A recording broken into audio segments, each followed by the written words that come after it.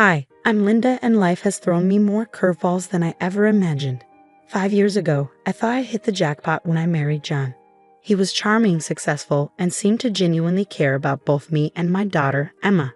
I already had Emma from a previous marriage, and John brought his son, Tyler, into our new blended family.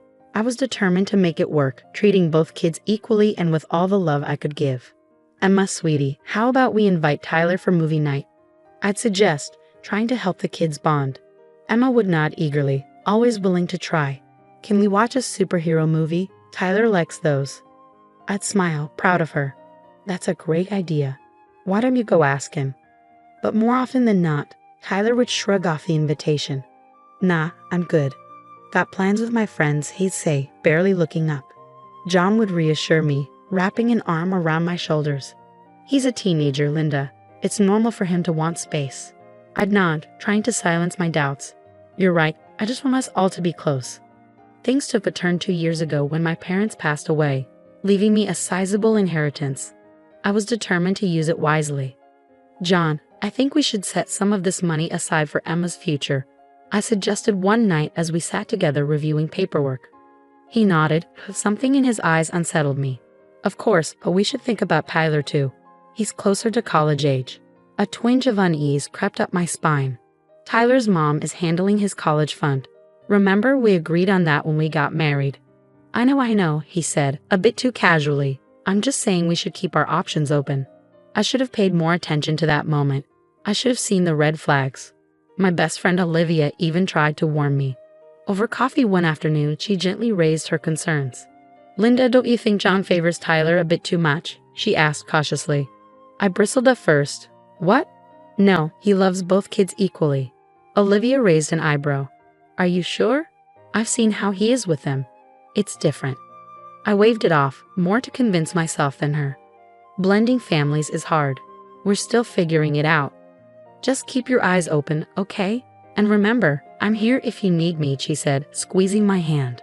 I was grateful for her support, though I didn't realize how much I'd need it in the months to come. As time went on, a nagging feeling grew inside me. Something was off with our finances. Bills I thought I paid were showing up overdue, and our savings seemed to be shrinking faster than I could explain. John, have you noticed anything strange with our bank statements? I asked one evening. He barely looked up from his phone. No, everything seems fine. Why? I don't know, something just feels off. He finally met my eyes, his expression unreadable. You worry too much, Linda. I've got everything under control.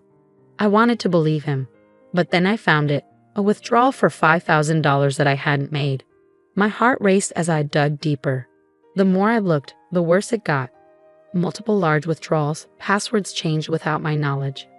Panic set in. That night, I called Olivia. Liv, I think something's really wrong, I said, my voice shaking. She listened as I spilled everything, John's dismissive attitude, the unexplained withdrawals, the changed passwords. When I finished, she was silent for a moment. Linda, this sounds serious. You need professional help. I know a private investigator, Mike Carson. Want me to call him? I hesitated, then agreed. A week later, Mike called me into his office.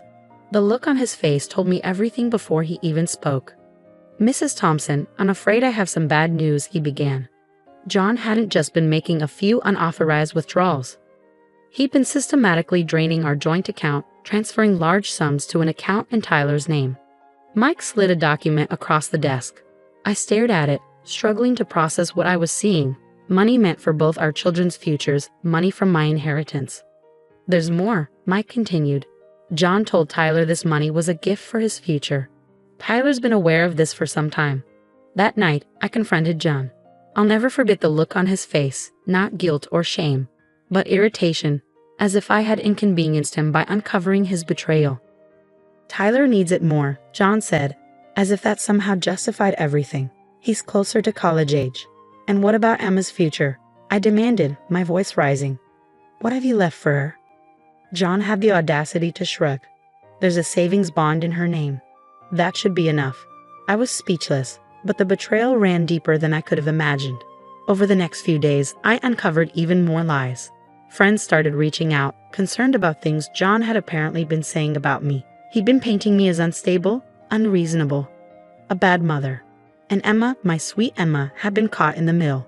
John had been manipulating her, making her keep secrets from me. As the full extent of John and Tyler's deception became clear, I felt a rage I had never known before. Sitting in my car outside our house, a house that no longer felt like home, I made a decision. This wasn't over, not by a long shot. John and Tyler might think they'd won, but they had no idea what was coming. I was done being the victim. It was time to fight back. John had already proven he was willing to lie and steal, so I couldn't let him see me coming.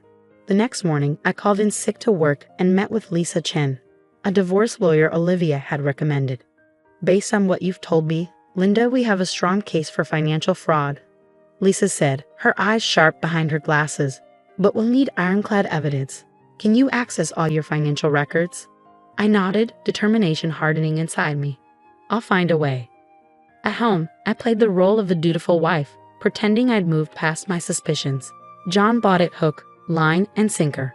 I'm glad you've come around, honey, he said one night, kissing my cheek. I knew you'd understand eventually. I forced a smile, bile rising in my throat. Of course, dear. I trust you. Meanwhile, I was gathering evidence as if my life depended on it. I reached out to my company's IT department, spinning a story about a personal project. Hey Sarah, chirped Alex, our resident tech whiz. What can I do for you? I'm working on tracking some old transactions for a side gig, I lied smoothly. Any tips on how to trace digital money transfers? Alex's eyes lit up. Oh, I've got just the tools for that. Let me show you. Armed with Alex's tech know-how, I dug deeper into our finances. The more I uncovered, the worse it got. John hadn't just been stealing from me, he'd been cooking the books at his own company too. That night, I anonymously tipped off John's company about the embezzlement. This wasn't about revenge, it was about justice. A few days later, all hell broke loose. John came home in a panic, his face ashen.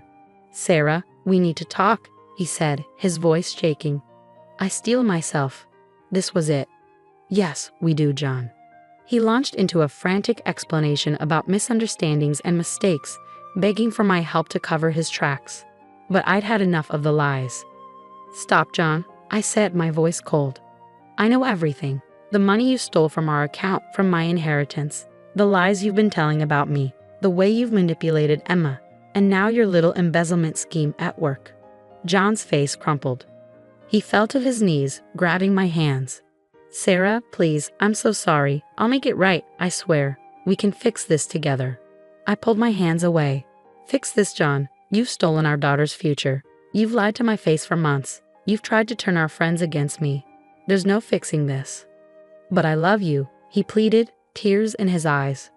We can start over. Please just give me another chance.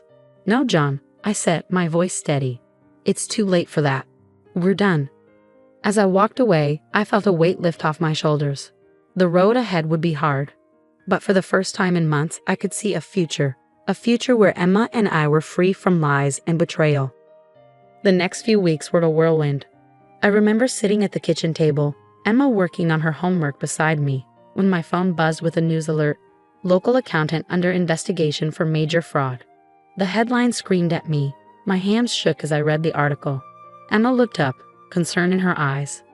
Mom, what's wrong? I forced a smile. Nothing, sweetie, just some work stuff. But I couldn't shield her from the truth for long. The police got involved, freezing John's assets, and Tyler's too. That same day, I filed for divorce, citing financial abuse and fraud. Lisa, my lawyer, was a godsend through it all. We've got him, Sarah, she said, her voice fierce. He won't get away with this. As the truth came to light, our friends and family were stunned. I'll never forget the look on my in-laws' faces when they learned what their son had done. We had no idea, John's mother sobbed. Sarah, we're so sorry. Tyler, confronted with the reality of his part in his father's schemes, tried to backpedal. He showed up at our door one day, all bravado gone. Sarah, I swear I didn't know where the money was coming from, he pleaded. I just shook my head. Save it, Tyler. You're old enough to know right from wrong. The hardest part was telling Emma. We sat her down one evening and I explained as gently as I could about her father's betrayal. But why, Mom? She asked, tears streaming down her face. Why would Dad do this? I pulled her close. I don't have, sweetie, but we're going to be okay. I promise. I enrolled Emma in therapy to help her cope with the upheaval. 2 years later, life looks very different. I'm thriving in my career, having earned a promotion last month. Emma, now 12, is excelling in school and has found a passion for soccer. "Mom, did you see that goal I scored?" she yelled, running off the field after a game. I scooped her up in a hug. "I sure did, champ. You were amazing." John is serving time for his crimes, financially ruined. I've heard through the grapevine that Tyler is struggling, working a minimum wage job and living with his mother. As for me, I feel vindicated, stronger than I ever thought possible. Emma and I have built a stable, loving home, free from the toxic influences of our past. Looking back on this journey, I realized that while the betrayal nearly broke me, it also revealed my resilience. Emma and I faced the storm together, and we've come out stronger on the other side. Our future is bright, filled with love, trust, and endless possibilities. And that's a happy ending I never saw coming. Now I have a question for you. If you were in my shoes, would you have given John a second chance? Or do you believe some betrayals are too deep to forgive, even when it comes to family? Share your thoughts in the comments below.